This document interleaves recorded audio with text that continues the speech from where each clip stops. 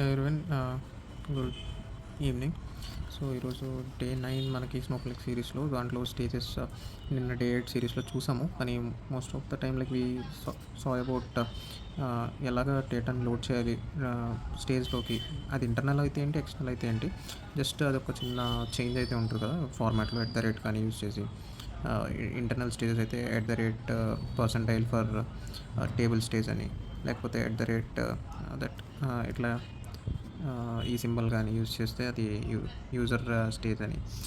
అవన్నీ internal stages చూసాము. మనం ఈరోజు ఇంకా ఒక అన్లోడింగ్ గురించి ఒకటి చూద్దాము. అంటే ఒక స్టేజ్లోకి టేబుల్లోకి డేటా ఎలా పంపించాలి యూజింగ్ స్టేజ్ అన్నది నిన్న చూసాము. ఈరోజు మిగిలిపోయిన ఇంటర్నల్ స్టేజ్ చూసి దాంతోపాటు అన్లోడింగ్ డేటాని ఎలా అన్లోడ్ చేయాలి, unloading of data from Snowflake. ఇది ఎప్పుడు యూజ్ అవుతుందంటే, ఇప్పుడు ఎవరైనా మీకు యూజర్స్ ఉన్నారు, వాళ్ళకి డేటాని డౌన్లోడ్ చేసి ఇవ్వాలి. ఒక టేబుల్లో ఆల్రెడీ డేటా పెట్టేసి ఉంది.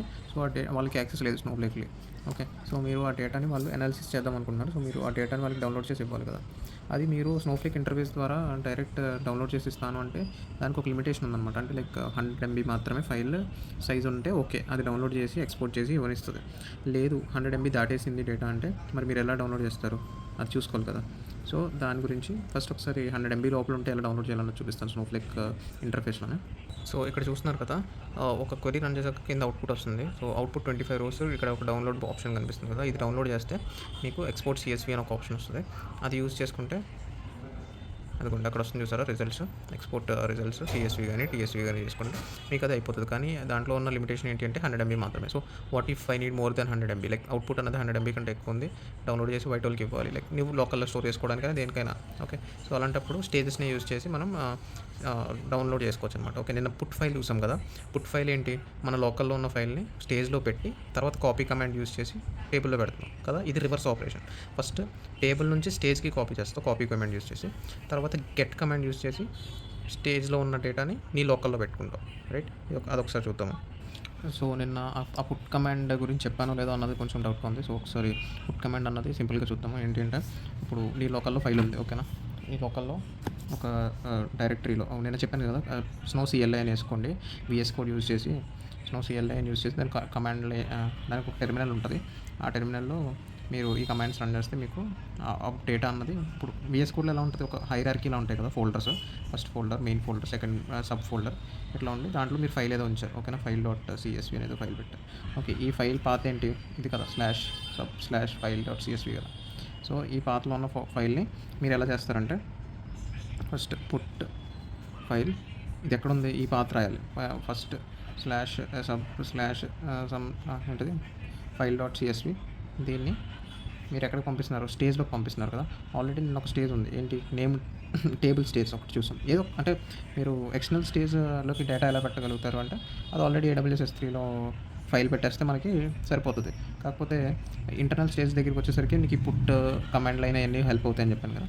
సో ఇంటర్నల్ స్టేజ్లో టేబుల్ స్టేజ్ గురించి మాట్లాడుకుంటే, టేబుల్ స్టేజ్ ఎలా ఉంటుంది, ఇక్కడ %, ఇది TB name, schema name, .% your stage name కదా.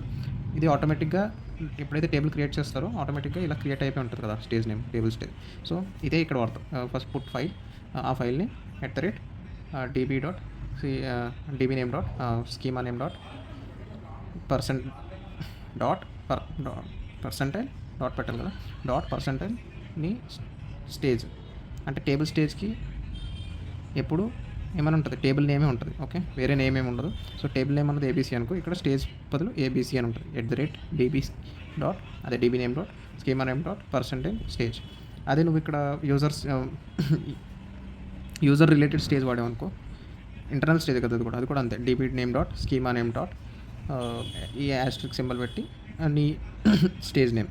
ఓకే, యూజర్ నేమ్ అయినా టేబుల్ నేమ్ అయినా మీరు ఒకటే కింద కన్సిడర్ చేయండి. ఎందుకంటే ఒక్కటే అంటే సేమ్ ఇంకా అట్లానే ఉంటుంది. ఇంకా జస్ట్ ఏంటి డిఫరెన్స్ అంటే, ఇది ఒక టేబుల్ స్పెసిఫిక్, ఇది ఒక యూజర్ స్పెసిఫిక్. నేను మాట్లాడుకున్నాం కదా. సో ఇలా ఇది data loading into table using stage. Okay, so first లోకల్లో ఉన్న ఫైల్ని ఈ స్టేజ్లో పెట్టుకున్నాక కాపీ కామెంట్ వాడతావు. కాపీ ఇంటూ టేబుల్, ఇది టేబుల్ స్టేజ్ నుంచే కదా కాపీ చేస్తున్నాను. ఫస్ట్ ఇది ఒక ఎగ్జాంపుల్ కింద చెప్పాను, అంటే ఇది చెప్పితే ఇది కవర్ అయిపోతుంది అని అంతే. ఇది నేమ్ దీని పేరేంటి టేబుల్ స్టేజ్ చెప్తే మీకు ఆల్రెడీ ఆటోమేటిక్గా నేమ్ స్టేజ్ యూజర్ స్టేజ్ కూడా సిమిలర్గా ఉంటుంది కాబట్టి సో కాపీ ఇంటూ ఎక్కడికి నీ టేబుల్ నేమ్ ఇక్కడ ఏబీసీ అనుకున్నాం కదా బై ఛాన్స్ ఇది ఒక ఏబీసీ అనుకో టేబుల్ నేమ్ కూడా కాపీ ఇంటూ డీబీ నేమ్ అవన్నీ రాసి DB name dot schema name dot table name right ABC ఇక్కడ స్టేజ్ నుంచి కాపీ చేస్తున్నావు కదా ఫ్రమ్ నువ్వు స్టేజ్లో నీకు ఒక బెనిఫిట్ ఏంటి అంటే అడిషనల్గా సెలెక్ట్ చేయొచ్చు అంటే ఒక పర్టికులర్ కాలమ్స్ మాత్రమే ఇప్పుడు నీ ఫైల్లో ఒక 2 3 4 5 కాలమ్స్ పెట్టేసి ఉంటాయి కదా సిఎస్వి ఫైల్ ఇలా సో నువ్వు ఏం చేయొచ్చు అంటే $1 as something T1 $2 as T2 from నీ stage @db name dot schema name dot నీ ఏబీసీ అన్న పర్సెంటేజ్ రాయాలి కదా టేబుల్ స్టేజ్కి పర్సెంటేజ్ ఏబీసీ సో ఇలా రాస్తే నీకు ఈ కాలమ్స్ మాత్రమే ఈ టేబుల్లోకి కాపీ అవుతుంది but also make sure that ఈ టేబుల్ ఫార్మాట్ అన్నది ఇలా ఉన్నాయి ఈ కాలమ్స్ మీదగానే ఉన్నాయి అన్నట్టుగా లేదంటే ఇప్పుడు ఈ టేబుల్లో నువ్వు మల్టిపుల్ కాలమ్స్ పెట్టేసావు లేకపోతే తక్కువ కాలమ్స్ ఉన్నాయి 1 2 కాలమ్స్ ఉన్నాయి నువ్వు ఇక్కడ మల్టిపుల్ లోడ్ చేసేయడానికి చూస్తున్నావు అంటే కొంచెం ఎర్రర్ వస్తుంది కదా సో ఇక్కడ నువ్వు ఎన్నైతే సెలెక్ట్ చేస్తున్నావో అన్నీ ఉండేలా చూసుకో ఈ టేబుల్ ఓకేనా సో ఇది నేమ్ స్టేజ్కైనా ఏ స్టేజ్కైనా ఇలాగే వ్యవహరించవచ్చు like you can select few columns from your stage and load them to your table and also one more thing అడిషనల్గా చెప్పడానికి ఇక్కడ ఏంటి అంటే సో ఇలా నువ్వు ఈ కాపీ కమాండ్ రన్ చేస్తే నీకు ఈ డేటా అన్నది అంటే ఇక్కడ ఫైల్ ఫార్మాట్ కూడా ఇస్తావు ఎట్లానో ఫైల్ స్పేస్ ఫార్మాట్ ఈక్వల్స్ నీకు already file format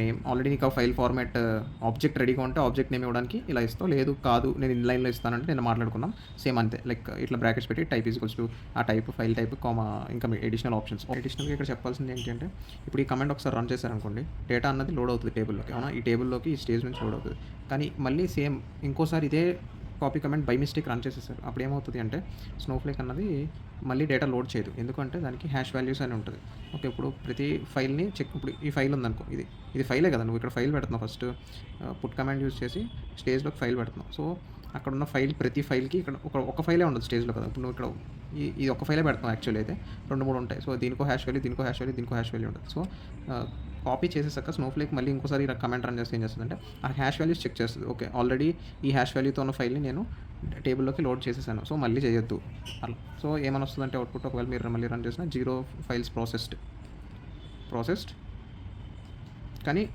copy command is executed but 0 files are processed అని చెప్తుంది అనమాట అంటే కాపీ బాగానే రన్ అయింది కానీ కాపీ చేయడానికి డేటా ఏం లేదు ఏ ఫైల్ని ప్రాసెస్ చేయలేదు మేము స్టేజ్ నుంచి మీ టార్గెట్ టేబుల్లోకి ఓకే సో ఇది data loading part so data unloading part గురించి కూడా మాట్లాడతాము దానికంటే ముందు ఒకసారి నేమ్డ్ స్టేజ్ అంటే ఏంటో కూడా చూసి డేటా అన్లోడింగ్కి వెళ్ళిపోతాం ఓకే సో నేమ్డ్ స్టేజ్ అంటే మనం మాట్లాడుకుంది గ్రేటర్ ఫ్లెక్సిబిలిటీ కదా నిన్న గ్రేటర్ ఫ్లెక్సిబిలిటీ అంటే ఇప్పుడు టేబుల్ స్టేజ్ అంటే ఇప్పుడు ఒక స్టేజ్ ఉంది ఒక టేబుల్ ఉంటే దానికి స్పెసిఫిక్ స్టేజ్ ఉంటుంది సో ఈ స్టేజ్లో పెట్టిన ఫైల్ని ఈ టేబుల్ మాత్రమే కన్జ్యూమ్ చేసుకునేలాగా కదా ఇది టేబుల్ స్టేజ్ రైట్ నేమ్డ్ స్టేజ్కి ఉన్న బెనిఫిట్ ఏంటి ఈ నేమ్డ్ స్టేజ్ అనుకో ఓకే ఇది ఏ టేబుల్ అయినా కన్జ్యూమ్ చేసుకోవచ్చు ఇందులో ఉన్న ఫైల్స్ని ఓకే కాకపోతే ఇక్కడ నువ్వు ఇలా named stage table stage user stage అనేవి ఆటోమేటిక్గా క్రియేట్ అవుతాయని చెప్పాను అవునా స్నోఫ్లేక్ నువ్వు ఎప్పుడైతే యూజర్ క్రియేట్ చేసావు ఎప్పుడైతే టేబుల్ క్రియేట్ చేసావు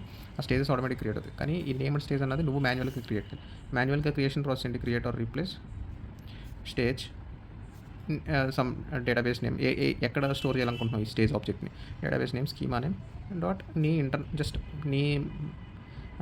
నీ ఐడెంటిఫికేషన్ కోసం ఇంటర్నల్ స్టేజ్ అని ఏదో ఒక ప్రిఫిక్స్ పెట్టుకుని లైక్ నేమ్డ్ స్టేజ్ కదా ఎన్ఎస్ అనో ఏదో నీ ఇష్టం నేనైతే ఇలా ప్రిఫర్ చేస్తాను సో ఇలా క్రియేట్ చేసి వదిలేయడమే మామూలుగా ఎక్స్టర్నల్ స్టేజ్ అయితే నువ్వు సేమ్ ఇలాగే క్రియేట్ చేసి క్రెడెన్షియల్స్ ఇస్తావు కదా ఏడబ్ల్యూఎస్ క్రెడెన్షియల్స్ యూఆర్ఎల్ అది ఇది అని సో ఇక్కడతో నేమ్డ్ స్టేజ్ అనేది ఇలా క్రియేట్ అవుతుంది మాన్యువల్గా సో ఎప్పుడైతే కాపీ కమాండ్ రన్ చేస్తావో కాపీ ఇంటూ సమ్ టేబుల్ 1 అనుకుందాం ఇది టేబుల్ 1 అనుకో ఇది టేబుల్ 2 అనుకో ఇది టేబుల్ 3 అనుకో so copy into table 1 from నీ ఇంటర్నల్ స్టేజ్ రాయాలి కదా ఇది DB డాట్ మనం ఏం మాట్లాడుకున్నాం schema dot internal stage NS దీనికి ఏం పెట్టాలి ఏం పెట్టక్కర్లే నేమ్డ్ స్టేజ్కి జస్ట్ @ ఉంటుంది టేబుల్ స్టేట్కి @ ఇక్కడ వస్తుంది యూజర్ స్టేజ్కి ఈ యాస్ట్రిక్ లాగా ఇలా సింబల్ ఇక్కడ వస్తుంది సో దీనికైతే సింపుల్ జస్ట్ డాట్ ఇలా follow from stage file format ఇక్కడ ఇచ్చుకుంటే నీకు డేటా వస్తుంది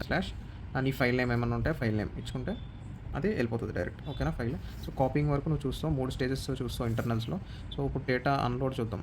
ఇందాక మాట్లాడుకున్నట్టు ఇది చెప్పుకొని ఎండ్ చేద్దాం. డేటా అన్‌లోడ్ ఏంటి అంటే జస్ట్ దీనికి రివర్స్ ప్రాసెస్. ఇప్పుడు నువ్వు డేటా లోడింగ్ ఎలా చేసావు? ఫస్ట్ ఫైల్ క్రియేట్ చేసుకున్నావు. ఫైల్‌ని నీ లోకల్‌లో పెట్టుకున్నావు. లోకల్‌లో పెట్టుకున్న ఫైల్‌ని స్టేజ్‌కి మూవ్ చేసావు. అది ఐదర్ ఎక్స్టర్నల్ అవని ఎక్స్టర్నల్‌లో మనం వాడలేదు చెప్తున్నప్పుడు. కానీ ఏదైనా ప్రాసెస్ ఇదే కదా! ఇంటర్నల్ స్టేజ్ అనుకుందాం ఫర్ ఛాన్స్. సో స్టేజ్‌లోకి మూవ్ చేసావు. ఇక్కడ నుంచి టేబుల్‌లోకి మూవ్ చేసావు. కమాండ్స్ ఏం పెట్టావు? ఇక్కడ కాపీ కమాండ్ పెట్టావు. ఇక్కడ పుట్ కమాండ్ పెట్టావు. సో ఇది డేటా లోడింగ్‌కి ఇది. ఓకేనా? ఈ ప్రాసెస్. డేటా అన్‌లోడ్‌కి ప్రాసెస్ ఏంటి? రివర్స్ అని చెప్పాను. ఎలా ఉంటుంది? ఫస్ట్ టేబుల్ ఉంటుంది. టేబుల్ నుంచి స్టేజ్‌కి డేటా. ఇది కాపీ కమాండ్ సేమ్. కాపీ ఇక్కడ నుంచి ఇక్కడికి గెట్ కమాండ్ ఫైల్ నీ లోకల్లోకి కదా. సో ఇది చూద్దాం ఫస్ట్. ఇది ఎలా ఉంటుందంటే కాపీ ఇంటూ స్టేజ్ ఇస్తావు ఫస్ట్. అది నీ మాన్యువల్ నేమ్డ్ స్టేజ్ కానీ అవ్వచ్చు, ఏదైనా స్టేజ్. ఓకే. సో ఇక్కడ అడిషనల్గా కాన్సెప్ట్ ఏంటంటే ఫోల్డర్స్లో పెట్టుకుంటే బెటర్ అని. So @db name dot schema name dot నీ సబ్ ఫోల్డర్ సారీ నేమ్డ్ స్టేజ్ని ఏమీ అడిషనల్గా పెట్టవు. సో జస్ట్ ఆ named stage internal named stage అన్న ఆబ్జెక్ట్ నేమ్ ఇచ్చేస్తే సరిపోతుంది. సో ఇక్కడ ఒక సబ్ ఫోల్డర్లా స్లాష్ నీ ఫోల్డర్ నేమ్ ఇచ్చుకో. అంటే ఇప్పుడు ఈ టేబుల్ అన్నది టేబుల్ 1 కదా. అంటే నేమ్డ్ స్టేజ్లో మల్టిపుల్ టేబుల్ ఫైల్స్ పెట్టడానికి అవుతుంది కదా. సో కన్ఫ్యూజ్ అవ్వకుండా ఉండడానికి సబ్ ఫోల్డర్ లాగా అనమాట. స్లాష్ టేబుల్ 1 అన్న ఒక సబ్ ఫోల్డర్లో పెట్టుకొని కాపీ ఇంటూ అంటే సరిపోతుంది. ఫ్రమ్ నీ టేబుల్ నేమ్ ఏమవుతుంది? Table 1 right. దీని స్కీమా దీనికి ఉంటుంది. సో ఫైల్ ఫార్మాట్ అన్న ఒక ఆప్షన్ ఇచ్చుకొని కాపీ చేసేసుకుంటే డేటా అన్నది వెళ్ళిపోతుంది. సో ఇది ఒక తీరు. సేమ్ ఇలాగే ఇంకో టేబుల్ డేటా అన్నది ఆ స్టేజ్లో పెట్టుకోవడానికి /table2 ఇది ప్రిఫరబుల్ వే. బట్ ఇలా స్లాష్ పెట్టాల్సిన అవసరం లేదు. జస్ట్ నీకు ఫోల్డర్ కింద క్రియేట్ అవుతుంది అనమాట. ఇప్పుడు నువ్వు ఈ టేబుల్ నుంచి డేటా తెచ్చావు టేబుల్ 1ది, అది టేబుల్ 1 అన్న ఒక ఫోల్డర్లో ఈ స్టేజ్లో ఈ ఫోల్డర్ లాగా పెట్టుకుంటుంది. నువ్వు పెట్టలేదు అనుకో, అన్నీ తీసుకెళ్ళి ఒక కామన్ డైరెక్టరీలో పెట్టేసుకుంటుంది. సో నీకు ఫర్దర్గా మళ్ళీ ఒకసారి పిక్ చేసుకుని మూవ్ చేయడానికి, అంటే ఇప్పుడు ఇక్కడ ఈ స్టేజ్కి మూవ్ అయ్యాక గెట్ యూస్ చేసి ఫైల్ని లోకల్లోకి మూవ్ చేస్తుంది కదా, అప్పుడు నీకు ఈ డైరెక్టరీ వల్ల హెల్ప్ అవుతుంది, అంటే సబ్ ఫోల్డర్ వల్ల అంతే. సో ఇలాగా స్టేజ్కి తెచ్చుకుంటావు. ఇక్కడ ఏం చేస్తావు అంటే గెట్ కమాండ్ వాడి గెట్ ఫైల్ కదా, పుట్ ఫైల్లా గెట్ ఫైల్ ఎక్కడి నుంచి ఎక్కడికి స్టేజ్ నుంచి ఫస్ట్ స్టేజ్ ఆబ్జెక్ట్ రాస్తాం. tb.sh.int_ns/table1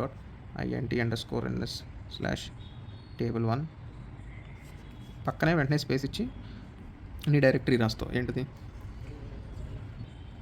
సో ఇక్కడ టేబుల్ నీ ఫోల్డర్ నేమ్ ఇస్తావు. నీ ఫోల్డర్ నేమ్ ఏంటి? ఇందాక చూసావు కదా ఇక్కడ. ఇది ఇందాక గెట్ పుట్ కమాండ్లో ఫోల్డర్ నేమ్ ఏంటి? ఫస్ట్ స్లాష్ ఈ ఫోల్డర్లో నీ VS కోడ్లో ఈ ఫోల్డర్లోకి రావాలి అని అనుకున్నాం కదా ఇక్కడ. సో ఇదే ఫోల్డర్లో కాకుండా నువ్వు వేరే ఆ VS కోడ్లోనే ఎక్కడో ఇంకో folder first slash sub folder slash ఇంకో సబ్ ఫోల్డర్ అనే టేబుల్ 1 అని ఇచ్చాం అనుకో. సో ఈ రిలేటెడ్ ఫైల్ ఈ ఫోల్డర్లోకి వస్తుంది. ఇది ఎక్కడ రన్ చేయాలి అంటే snowCLIలో రన్ చేయాలి. ఈ పుట్ కమాండ్ గెట్ కమాండ్ snowCLIలో రన్ చేయాలి. ఓకే. సో ఆ snowCLI అని ఇందాక నుంచి అంటున్నాను కదా, అది ఎలా ఉంటుందో ఒకసారి చూపిస్తాను. సో చూడండి ఇది ఎలా ఉందో. ఇది VS కోడ్ అనమాట.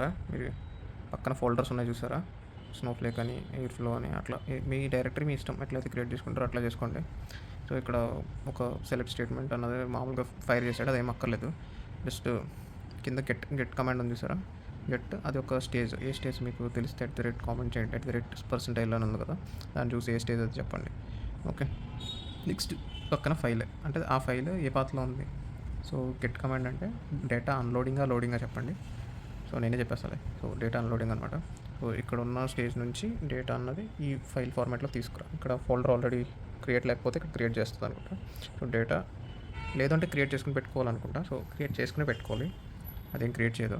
ఓకే. సో క్రియేట్ చేసుకుని పెట్టుకుని డేటా అన్నది డౌన్లోడ్ చేసుకోవాలి. ఓకేనా? అంతే. Thank you. దెన్ ఈ రోజుకి డేటా అన్లోడింగ్ స్టేజెస్లో ఇంటర్నల్ స్టేజెస్ అన్ని కవర్ చేసేసాము. Okay then thank you. Bye. మిగతా టాపిక్ రేపు చూద్దాం.